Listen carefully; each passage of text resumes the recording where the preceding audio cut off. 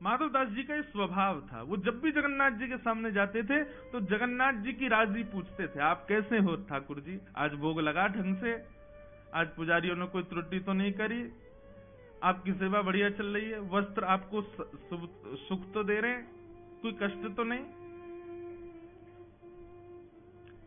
इसलिए ठाकुर जी माधवदास जी से बात करते थे कि मेरी सुध लेता है, ये जानते हुए भी कि मैं परब्रह्म हूं, फिर भी मेरी सुध लेता है। सुध वो ही ले सकता है जिसको परवाह हो, लेकिन हमको अपनी परवाह से फुर्सत कहां, हम ठाकुर जी की सुध कहां से लें।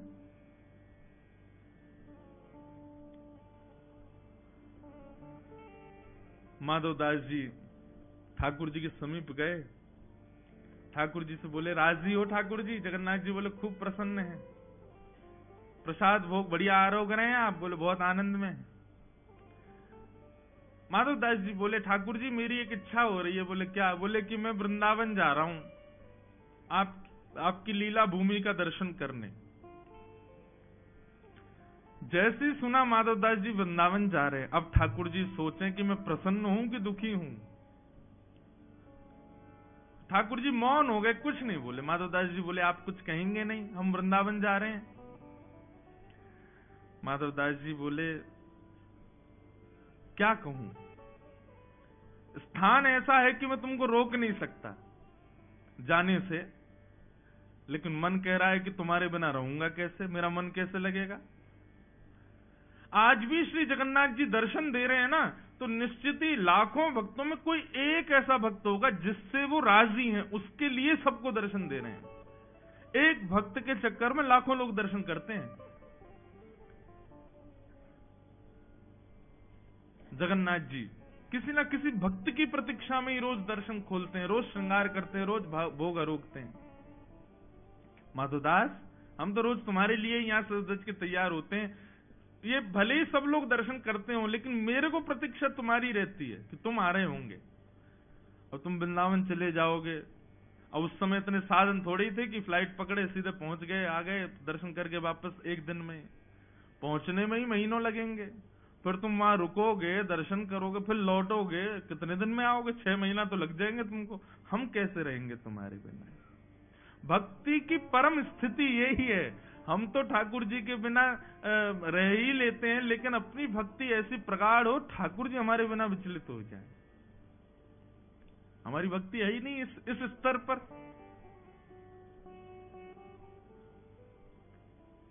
माधवदास जी के वृंदावन जाने के प्रसंग को सुन करके श्री जगन्नाथ जी बोले, माधव तुम्हारे बिना कैसे रहेंगे हम, हमारा मन ही नहीं लगेगा। भोग तो लगेगा लेकिन स्वाद नहीं आएगा, श्रृंगार तो होगा लेकिन सुंदर नहीं लगेंगे, आरती तो होगी लेकिन हमको प्रसन्नता नहीं होगी। माधवदास जी बोले, तो फिर अब बताओ क्या करें, फिर वृंदावन नहीं जाएं? बोले, नहीं, ऐसा भी नहीं चाहते कि तुम वृंदावन नहीं जाओ, वृंदावन तो जाना ही चाहिए। बोले, आप ही बताओ निधान क्या करें। जगन्नाथ जी बोले, हमको ले चलो संग में, तुम्हारे संग रहेंगे तो वृंदावन भी चलेंगे, प्रसाद भी पालेंगे। माधवदास जी ऐसे बोले, ये असंभव है, आपको कैसे ले जाऊं? 2 कारण हैं आपको ना ले जाने के। ठाकुर जी बोले, क्या? बोले, पहला कारण तो आप इतने भारी हो, हम अकेले तो आपको ऐसे नहीं कि चढ़ाए कंधा पे ले गए। दूसरा, आपको इतनी भूख लगती है, मैं दिन भर देखता हूं 7 बार आप भोजन करते हो। 7 बार होता है? 8 बार? 7 बार?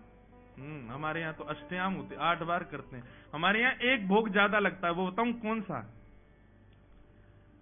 ठाकुर जी का बाल भोग लगता है। सुबह उठते ही ठाकुर जी उठते पट दूध पियो, दूध और लड्डू पीते खाते हैं सुबह उठते ही। अष्ट सखा तो कहते हैं ठाकुर जी तब तक नहीं उठते जब तक यशोदा मैया दुग्ध को गिलास लाल जी के मोते ना लगा दे।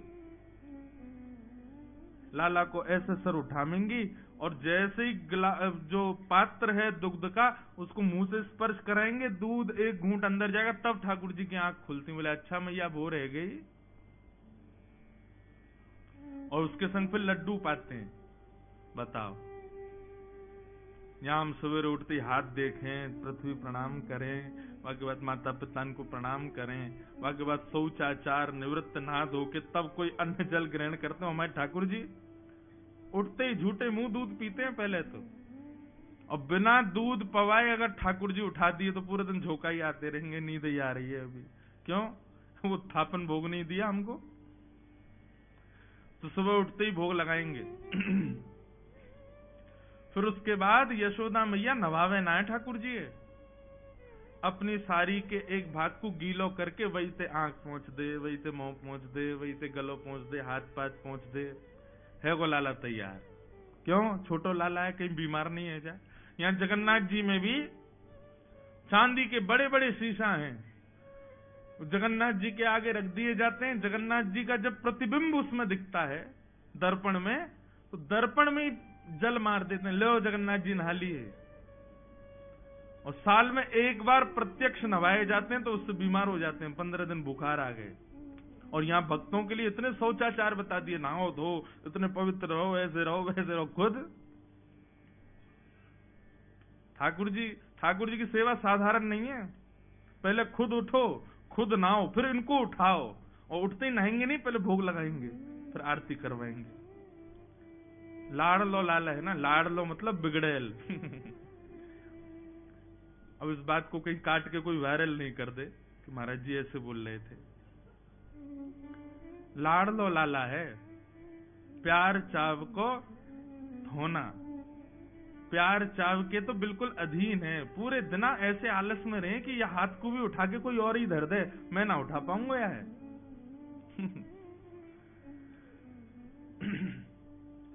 तो एक भोग एक्स्ट्रा हमारे यहाँ कौन सा लगता है पता? श्रम भोग। कौन सा भोग? श्रम किसे कहते हैं? मेहनत। कौन सी मेहनत करें? कछु तो करें ना, पूरे दिन मंदिर में बैठे रहें, कहाँ मेहनत करें? बोले भैया पुजारी लोग श्रृंगार करें ना, सिर पे मुकुट धरा में, गले में माला पहना में, हाथ के नीचे पटका लगा दें, पीतांबरी पहना में, तो यही थे ठाकुर जी थक जाएं। अरे थक गो मैं तो हमारे वृंदावन में, ब्रज में, श्रीनाथ जी में, नाथ द्वारा में श्रम भोग आता है ठाकुर जी को। तो काहे से थक गए? बोले अपनो श्रृंगार करावे से ही थक गए। बताओ, कभी कभी तो विश्वास ही ना हो, इनने कंस मारो भी हो सच में कि अपने आप ही मर गो, श्रृंगार करावे में थक जाए। श्रम भोग। तो माधवदास जी बोले इतना भोग लगता है आपको, मैं आपको वृंदावन लेके जाऊंगा, रास्ता भर भोग ही पवा तो जाऊंगा। ठाकुर जी बोले देखो हम हल्के तो हम हो जाएंगे, और रही बात भोग की, तो भाई वृंदावन जाने के लिए हम कुछ भी कर सकते हैं। श्रीमद् भागवत में केवल एक जगह ऐसा लिखा है कि सर्वकाल सुखावम। ठाकुर जी कहते हैं मुझे वृंदावन मिल जाए, फिर चाहे मुझे भोग मत लगाओ, मेरी आरती मत करो, मुझे नवाओ मत, मेरी सेवा मत करो, मुझे सब स्वीकार है, बस वृंदावन ले चलो, मुझे वृंदावन बहुत प्रिय है। जैसे कई लोग कहते हैं ना, बस हम वहां पहुंच जाएं, फिर चाहे कहीं रह लेंगे, कोने में जगह दे देना, ऐसा कई स्थानों के प्रति हमारा ऐसा भाव होता है। ऐसे ही ठाकुर जी का वृंदावन के प्रति भाव। भोग मत लगाओ चलेगा, स्नान मत कराओ चलेगा, श्रृंगार मत करो चलेगा, भूखे रह लेंगे लेकिन ले चलो वृंदावन। तो जगन्नाथ जी बोले हम हल्के हो जाएंगे, और रही बात भोग की तो हम भूखे रह लेंगे, व्रत कर लेंगे। वृंदावन जाने के लिए व्रत करना पड़े तो मंजूर है, लेकिन वृंदावन ले चलो। माधवदास जी बोले पूरी जगन्नाथपुरी मेरे पीछे भागेगी, ये पंडा पुजारी सब जान से मार देंगे अगर मैं आपको ले गया तो। अब ठाकुर जी यहीं बैठे रहो, बहुत भक्तों को विरह देते, 6 महीना आप भी विरह सहो अब। और 6 महीना का अवकाश दे करके माधवदास जी चले गए। जगन्नाथ जी की आंखों में मोटे मोटे अश्रुबिंद आ गए, मेरा माधव जा रहा है मुझे छोड़ के। जगन्नाथ जी को समझा रहे हैं माधवदास जी, जैसे कोई बालक को समझाता है, अरे मैं आ जाऊंगा, रो मत आप, मैं अभी आ जाऊंगा। सोचो कैसी भक्ति माधवदास की। उसके मंदिर से निकलने पर श्री जगन्नाथ जी विरहातुर हो रहे हैं। एक बार हम ना दंडवती परिक्रमा लगा रहे थे गोवर्धन की, एक बार लग गई बस बहुत है, वो लगा ही ली बस हमने जैसे तैसे। वैसे ब्रजवासी इनको ज्यादा व्रत नियम करवे की आवश्यकता ना है, ब्रजवासी कर लें तो बहुत बड़ी मानो। ठाकुर जी भी देखें वाह ब्रजवासी दंडवती कर रहा है। तो एक बार हमने दंडवती करी, तो हमारी दंडवती प्रसिद्ध है, मैं कथा में कई बार बता चुका हूं। लेकिन माधवदास जी से थोड़ी मिली हुई बात है, इसलिए बता रहा हूं। दंडवती लगाने में एक हिष्ट पुष्ट व्यक्ति को ज्यादा से ज्यादा 1 सप्ताह का समय लगेगा। 1 सप्ताह में दंडवती 21 किलोमीटर की हो जाती है,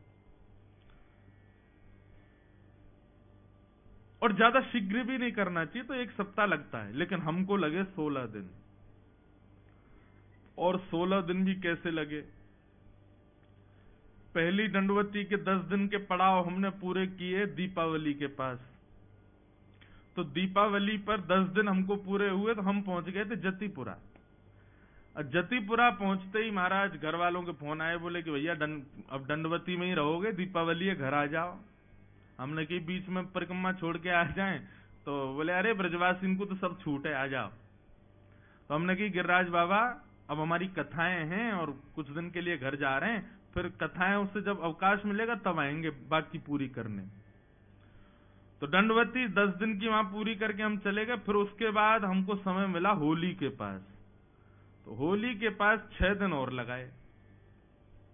तो हुआ क्या कि वहां आज भी गोवर्धन में आपको पता होगा 3 महात्मा ऐसे हैं, वो 3 परिक्रमा रोज लगाते हैं, 21 किलोमीटर की 3 परिक्रमा रोज।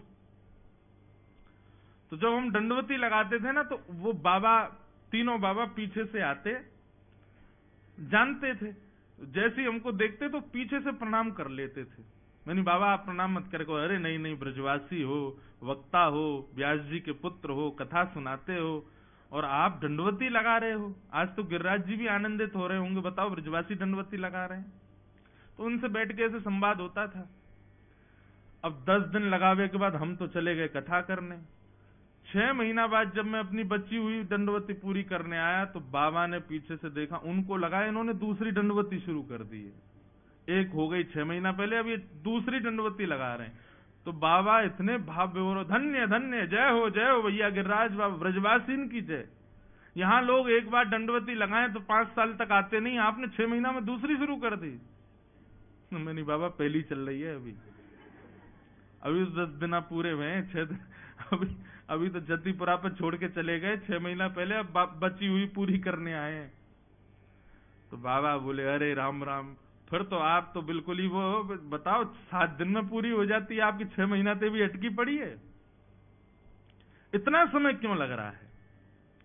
तो मन में एक भाव आया, मैंने कि देखो बाबा,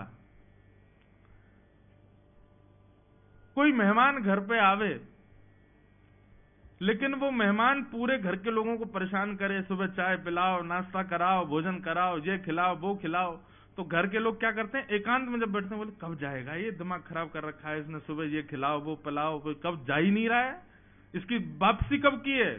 बोले 5 दिन हो रहे। अरे राम, 5 दिन कैसे कटेंगे। मैंने कहा लेकिन कई मेहमान घर में ऐसे आ जाते हैं, मैंने कहा वो चाय की पत्ती भी खुद ही ले आते हैं, बच्चों को 500 रुपए रोज दे देते हैं, घर में रोज मिष्ठान आ रहा है, रोज घर के लोगों को खिलाने ले जा रहे हैं, और पैसा खर्च खुद ही कर रहे हैं। तो ऐसे मेहमान के जाने का समय आता तो घर के लोग रोते हैं, भैया ये जा क्यों रहा है, 2-4 दिन और रुक जाए, अरे 5-6 दिन और रुक जाओ। कई बार तो इतने हम अधीन हो जाते हैं कि मेहमानों की टिकट तक कैंसिल करवा देते हैं, भैया तुम जाओ मत, तुम रुको, हमारे संग ही चलना। तो मैंने कि बाबा, जो लोग 7 दिन में परिक्रमा करके चले जाए ना, गिरिराज बाबा उन्हें भगा दे, बोले अरे जल्दी जाओ तुम कर के भैया, तुमको खूब बल मिल जाए कि जल्दी तुम्हारी पूरी हो जाए परिक्रमा। मैंने हम 6 महीना से अटके पड़े हैं गिरिराज बाबा, रोज के नेक और रुक जाओ, एक दिन और रुक जाओ, नेक और हमारे पास रहो।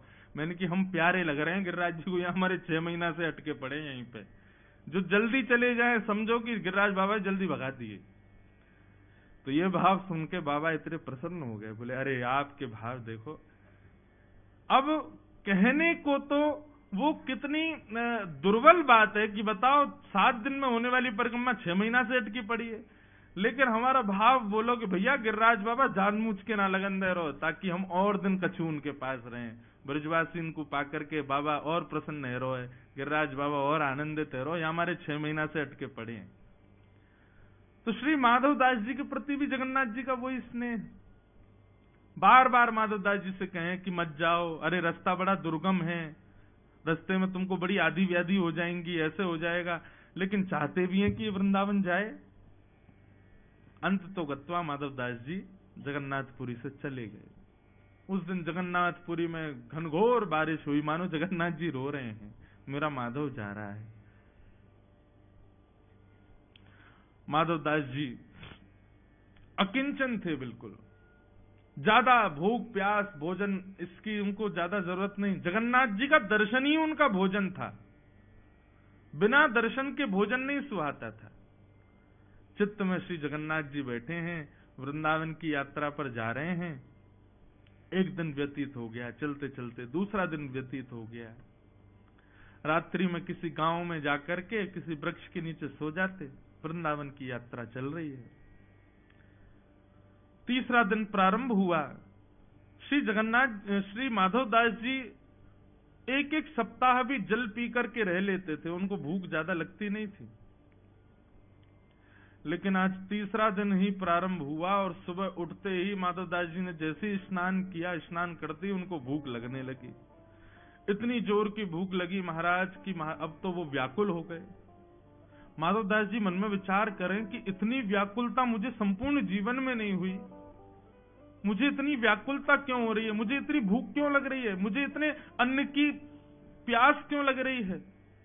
फल ढूंढने लगे, नहीं फल मिले तो व्याकुल हो गए, कहां जाऊं, क्या खाऊं। नीम के पत्ते खा लेते हैं, किसी वृक्ष के पत्ते ही तोड़ के खा लेते हैं, पेट भरे कैसे भी, इतनी व्याकुलता। तब ये गांव दिखाई दिया। माधव दास जी दौड़ करके गए और किसी का गेट खटखटाने लगे। एक बुजुर्ग मैया बाहर आई, बोले मैया मैं आपके आगे हाथ जोड़ रहा हूं, मुझे आप कैसे भी करके कुछ पवा दीजिए, मुझे बहुत तेज भूख लगी। अरे बाबा ने डटो बिराजो। बोले अब रुकने का समय नहीं है, कच्चे चावल बन जाए, रूखी रोटी दो, कुछ भी दो, और कुछ नहीं तो आटा ही दे दो, मैं खा लूंगा, मेरा पेट भर जाए। इतनी व्याकुलता। मैया ने रोटी सब्जी आदि सब पात्र में रख करके माधव दास जी को दी। माधव दास जी तो ना देखें कि कैसे क्या खाना है, बस खाते जा रहे हैं, खाते जा रहे हैं। सामने बुजुर्ग मैया आकर के बैठ गई। बोले बाबा ने आराम थे, ने धीरे थे। अरे भैया गले में अटक जाएगा, ने प्रेम से पाओ, और अकेले अकेले पाए जा रहे हो, इतना सारो खाए जाओ, बगल में नेक सो सांवरो सो बालक बैठो, या तो खवाओ। माधव दास जी बोले कौन बालक बैठा है। बोले आपके बगल में देखो कितनो प्यारो सा बालक बैठा है, बेचारो ऐसे टुकुर टुकुर आपकी थाली की ओर देख रहा, उसको क्यों नहीं पवा रहे हो। माधव दास जी के साथ कोई नहीं था। माधव दास जी बोले मैया मैं अकेला बैठा हूं यहाँ पे, कोई नहीं है मेरे साथ। अरे बाबा मुझे तो लगे भूख रोटी चावल देख करके आप ये भी भूल गए कि एक नेक्स्ट से बालक आपके बगल में बैठो। माधव दास जी बोले बैठा कहाँ है, मुझे तो नहीं दिख रहा। बोले बगल में बैठा है। बोले कैसा दिखता है बताओ। बोले बड़े बड़े नेत्र हैं, सांवला सा स्वरूप है, और ऐसे छोटा सा बालक है, घुंघराले केश हैं। जैसे रूप कांति का वर्णन किया माधव दास जी समझ गए। बोले जगन्नाथ जी संग ही चल रहे हैं। तभी मैं कहूं मुझे भूख क्यों लग रही है, क्योंकि 3 दिन से तो कुछ पाया नहीं है। अब हम तो सह लेते हैं, कब एक सप्ताह तक भूख, इनसे सहन नहीं हो रही, इसलिए मुझे भूख लग रही है। माधव दास जी को तो दिखे नहीं ठाकुर जी। माधव दास जी प्रसाद पाकर के बाहर आए, नेत्र बंद करके जगन्नाथ जी का स्मरण किया। बोले जय जय, मैंने मना करी ना, आप मत चलिए, आपसे भूख सहन नहीं होगी, आप आ गए। बोले कि अब हमारा विग्रह जगन्नाथ जी में बैठा है, लेकिन आत्मा से तो प्राण से तो हम आपके संगी वृंदावन जा रहे हैं। और निश्चित मानो माधव दास, जब कोई जगन्नाथपुरी से वृंदावन जाता है ना, तो मैं एक क्षण के लिए उसके संगी जाता हूं, फिर आ जाता हूं वापस। लेकिन एक बार को कोई वृंदावन जाए तो मुझे इतनी रुचि लगती है कि मैं उसके संगी जाता हूं। माधव दास जी बोले अब क्या करें, आपको तो बार बार भूख लगेगी। अब तो यही हो गया कि माधव दास जी दिन में 8 बार भोजन कर करके पहुंचे वृंदावन। क्यों, ठाकुर जी संग चल रहे हैं। वृंदावन पहुंचे। अब तो माधव दास जी की स्थिति ये कि उनको थोड़ी में देर में ही भूख लगे, आप परेशान हो गए। बोले काय को चले आए आप संग में, नेक देर चलता नहीं हूं, कितने में भूख लगाती, जहां बैठे बैठे भूख लगे आती ठाकुर जी को, चलते होंगे तो और पच जाता होगा भोजन, और भूख लगती होगी। माधव दास जी वृंदावन पहुंचे। अब नियम तो वैष्णव का ये कि वृंदावन जाते ही वैष्णव मंदिरों का दर्शन करते हैं, लेकिन माधव दास जी को इतनी भूख लगी कि यमुना जी के तट पर पहुंचे। जमुना जी में स्नान किया, तुरंत कहीं से चने लाए और चने ला करके रूखे चने ही खा ली। क्या करें, भूख मिटाएं कैसे भी। चने खा लिए। चने खा करके जब थोड़ी भूख शांत हुई, तब माधवदास जी बोले अब चलो वैष्णव मंदिरों के दर्शन करें। यमुना जी को प्रणाम किया। वृंदावन में विचरण करते हुए श्री वृंदावन बिहारी लाल के दर्शन करने के लिए जैसे ही निधिवन राज पहुंचे, निधिवन में कुंज बिहारी विराज रहे थे। स्वामी श्री हरिदास जी सेवा कर रहे थे, सब रसिक संतों के साथ में। माधवदास जी दर्शनार्थियों में बैठे थे और अंदर बिहारी जी की सेवा चल रही थी। अच्छा, बिहारी जी अभी मंदिर में विराजते हैं, पहले तो कुंज में ही विराजते थे, वन में विराजते थे, निधिवन में। स्वामी श्री हरिदास जी सेवा करते करते अंदर से बाहर आए और दर्शनार्थियों बोले, भैया तुम में से माधवदास कौन है? माधवदास जी बोले, इनको मेरा नाम कैसे पता है? माधवदास जी बोले, भैया हम हैं। बोले, तुम जगन्नाथपुरी से आए हो? बोले, हाँ आया तो जगन्नाथ। आपको कैसे पता मेरा नाम? आपको कैसे पता मैं जगन्नाथ? मैं तो पहली बार वृंदावन आया हूं। बोले, अरे हमारे बिहारी जी ने तेरा नाम बतायो है। माधवदास जी तो व्याकुल हो गए, बोले बिहारी जी भी जानते हैं मुझे? जगन्नाथ बिहारी जी में कोई अंतर थोड़ी, एक ही है। स्वामी श्री हरिदास जी बोले, इसको आओ। माधवदास जी उठ करके गए, स्वामी जी के पास में जाकर के बैठे। स्वामी जी से बोले, बताइए ना बिहारी जी को मेरा नाम कैसे पता? उनको कैसे पता मैं जगन्नाथपुरी से आया हूं? तो बताए एक ही तो है जगन्नाथ जी और वो। तो माधवदास जी बोले, क्या बोला बिहारी जी ने? बोले, बिहारी जी ने ये बोलो कि मैंने भोग रखो ठाकुर जी के आगे, और जैसे ही भोग रखो तो बिहारी जी ने मुंह फेर लिया। बोले, भूख ना लग रही। मैंने, क्यों? आप तो भोजन देख करके मचल जाते हो, आज कह रहे हो भूख ना लग रही। बोले, अरे कहा करूं, माधवदास आया माने मुंह को रूखा चने खवा दिए, और रूखे चने खावे तो मेरो पूरा गलो सूख गयो, मेरो पेट भर गयो। रूखे चने ही मेरो पेट भर दियो आज वाने। माधवदास जी ने जैसे ही सुना कि मैं तो जमुना जी के किनारे बैठ के प्रसाद पा रहा था, चने पा रहा था, क्यों जगन्नाथ जी मेरे संग हैं, लेकिन मेरे पाने से ठाकुर जी तृप्त हो रहे हैं, ये बात सुनकर के माधवदास जी भाव विभोर हो गए। स्वामी जी बोले, अब चल तो को बिहारी जी के दर्शन कराएं। जैसे ही कपाट खोले, एक क्षण को जगन्नाथ जी दिखे, दूसरे क्षण में बिहारी जी, फिर एक क्षण को जगन्नाथ जी, दूसरे क्षण में बिहारी जी। माधवदास जी आनंदित हो गए। दिनों दिन तक निधिवन राज में ही रोते रहे, बिलखते रहे। कितना प्रेम करते हैं श्री जगन्नाथ जी मुझसे। मैं पाता हूं तो पेट इनका भरता है, हम तृप्त होते हैं तो पेट इनका भरता है। जगन्नाथपुरी में तो ये बात सार्थक है कि महाप्रसाद का भोग जगन्नाथ जी के सन्मुख रखने के बाद सब वैष्णवों को दिया जाता है। इसलिए स्कंद पुराण में वेद व्यास जी कह रहे हैं, एक धन भी, एक तिनका भी झूठा मत छोड़ो। क्यों? क्योंकि आप नहीं पा रहे हो, आपके गर्भ में बैठ करके श्री जगन्नाथ जी पा रहे हैं महाप्रसाद को। आप तृप्त होगे तब जगन्नाथ जी तृप्त होंगे।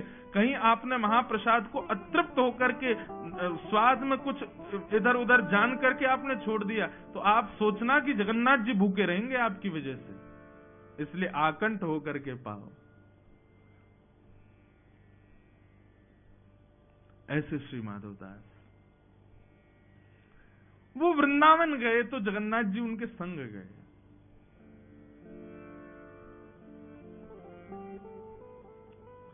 भक्ति की परम चरम स्थिति ये है,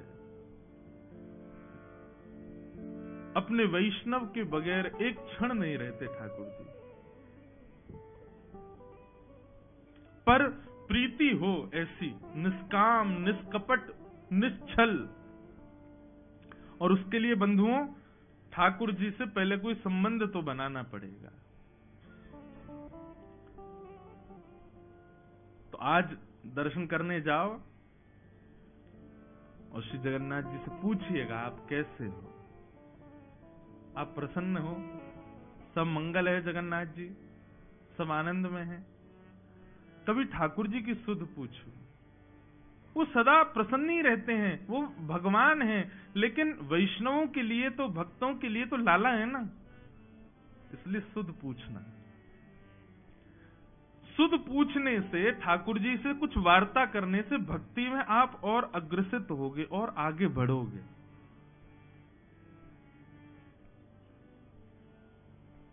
वाह। ऐसे श्री जगन्नाथ जी को हम बारंबार प्रणाम करते हैं, वंदन करते हैं, नमन करते हैं। जो भक्त अधीन हैं, अपने भक्तों के अधीन रहते हैं।